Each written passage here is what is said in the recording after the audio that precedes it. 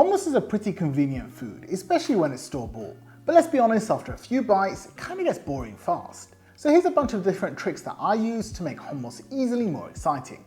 The first is rather obvious. Instead of eating it from the container, I like to plate it up nicely. I'll start by adding a pile of hummus to a plate and then I shape a well in the middle using the back of a spoon. That allows me to pour in some nice tasting olive oil, and then for some added flavour, I'll decorate the sides with a dusting of paprika and then some cumin. This is how you'd serve hummus traditionally, and it gives the hummus a nicer texture and a bit of a flavour boost. You can go wild with this and use pretty much any spice that suits your taste. You can take that a step further by using a spice-infused oil. For a spicy hummus, I like to toast some Aleppo pepper flakes in olive oil over medium heat. After a few minutes, they will give the oil a deep red colour and lightly spicy flavour. To serve alongside that, try frying up some nuts of any kind. These are pine nuts that I'm toasting in olive oil for a couple of minutes until they're lightly golden. Then I'll sprinkle them with salt and pepper. Those will add some light texture to the hummus. Now that store-bought hummus was honestly pretty vile, so instead I'm using my own hummus recipe. I promise it's the best one on the whole of YouTube.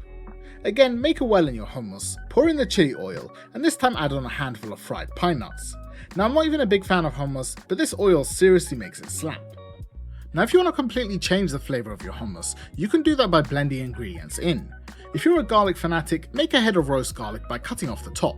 Place the garlic in some foil, add some olive oil, and bake it for about an hour until it's well roasted. Then add your store-bought hummus to a blender with a bunch of roast garlic and a squeeze of lemon juice.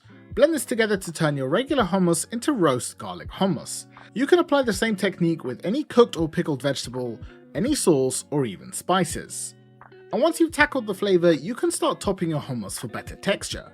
If I've got ground beef, I'll fry this up with some salt, paprika, cumin and black pepper.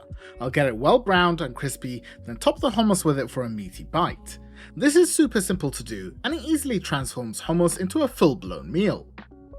For a healthier option, a Middle Eastern salad is a fantastic choice of topping. Dice some cucumbers, red onion and tomato into small pieces, then slice some ribbons of mint. Squeeze over half a lemon, add salt and black pepper, and then mix it well. This time around I'll spread the hummus quite thin, and then I'll add the salad pretty much all over. And honestly, it might not look it, but this is in the top 5 things I've made this year. Everyone needs to try it. This next topping is lemon and chili spice chickpeas, which are also pretty incredible. Courtesy of Internet Shaquille, take a can of chickpeas and microwave them for 7 minutes until they dry out. Then in a pan add olive oil, followed by the chickpeas and some garlic, and fry for a couple of minutes. Add salt, paprika, Aleppo pepper and black pepper, then toss and cook for about 4 more minutes. Deglaze the pan with some fresh lemon juice, and once the chickpeas are glossy, add in a handful of finely chopped coriander. These Battata Harra inspired chickpeas are spicy, sour and herby, and when you serve them over the hummus, expect fights to break out. Hi Salma. Hi. Yeah? Rating out of 10? Give it an 8.5. Oh, fine. no, that's really No, that's fine, that's fine, that's fine. Just an 8.5, you heard it here first. And if all of the previous sounds super exciting, how about you combine them all into a full-on meal? Make a pile of hummus on a plate, and next to it you want some sort of carb. I'm using toasted pita chips, and I made them by cutting pita into squares, and then adding on olive oil, salt, pepper, and some Aleppo pepper flakes. I tossed them and baked them in the oven for about 6 minutes, tossed them again and baked for 6 minutes more.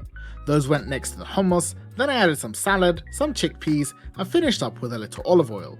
If you raid your fridge, I'm sure you can put together a bowl just like this in no time. And here's my last tip for hummus. Go get some fried chicken strips and dip them in your hummus. And if anyone tells you not to, send them my way.